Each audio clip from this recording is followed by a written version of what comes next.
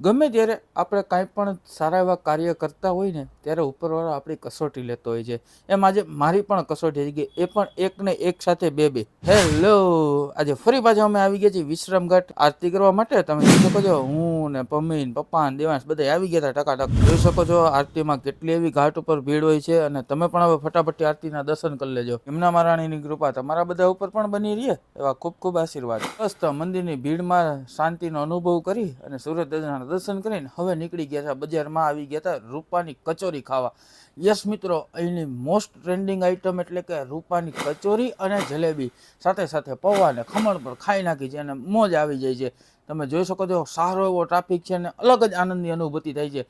પણ ત્યાં તો રૂમે પહોંચતા ખબર પડે છે કે આપણું તો આજે વોલેટ ચોરાઈ ગયું છે. અને ઉપરથી એ જ ન્યૂઝ સાંભળતા જ મધમાખી આંખમાં કઈડી જાય છે અને આવી જાય છે આંખ ઉપર સોજો. વાંધો નહીં, આવી કસોટી ઠાકોરજી લે છે તો આપણે પણ એમના ધામમાં છીએ ને એમની કસોટીને પાર કરવા માટે હસતા મોઢે નીકળી જાય છે ફરી પાછા રેડી થઈને રૂમની બહાર.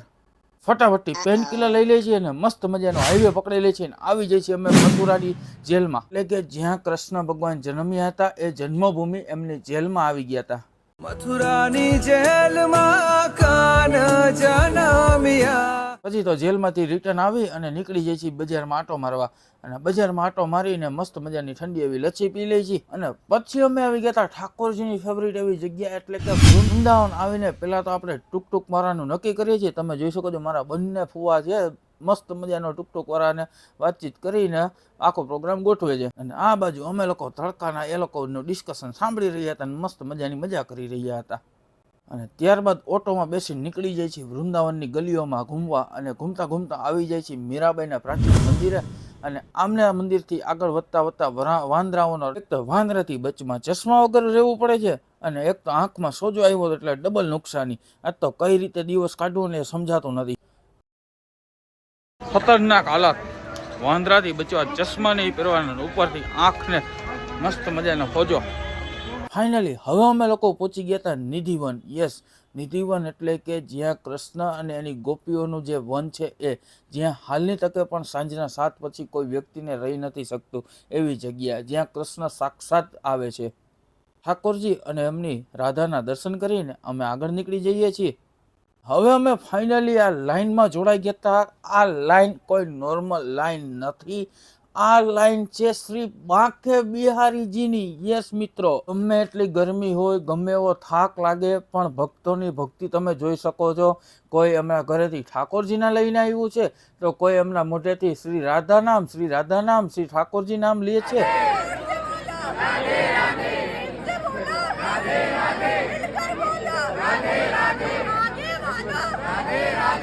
બસ આમ જ હરખ અને ઉલ્લાસથી નામ લેતા ક્યાં 3-4 કલાક વહી જાય છે ખબર નથી પડતી. ને સાક્ષાત બાંકે બિહારીજીના દર્શન કરવા મળી જાય છે. હા મિત્રો, આના શબ્દોમાં વર્ણવવું એ ખૂબ જ અઘરું છે, પણ તમે જોઈ શકો છો જે અહીંયા વૈષ્ણવો છે, ભક્તજનો છે અને હું છું, અમે લોકો જે ફીલ કરી રહ્યા છીએ એ અલગ જ અનુભૂતિ છે.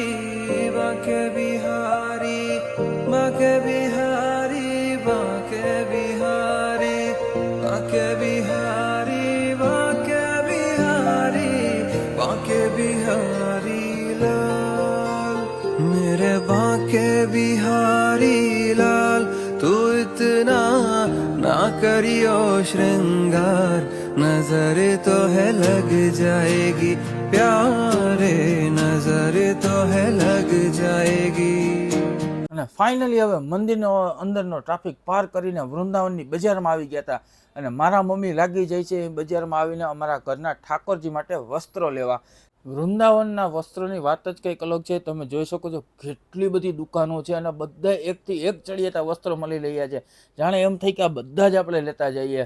બસ તો હવે અમે નીકળી જઈએ છીએ અને આગળ અમને મળી જાય છે નરસિંહ અવતારનું પરફોર્મન્સ. હા, એટલે કે અહીં બજારમાં એક આયોજન હતું મંડળીનું, જેમને અહીં પરફોર્મ કરી રહ્યા હતા નરસિંહ અવતાર. તો તમે પણ દર્શન કરી લેજો. અને તમને આજનો આ વ્લોગ કેવો લાગ્યો એ ફટાફટથી કમેન્ટમાં કહી દેજો. તેમજ અમારા યુટ્યુબ ચેનલ અને ઇન્સ્ટા પેજને લાઇક, શેર સાથે સબસ્ક્રાઇબ અને ફોલો પણ જરૂરથી કરી નાખજો.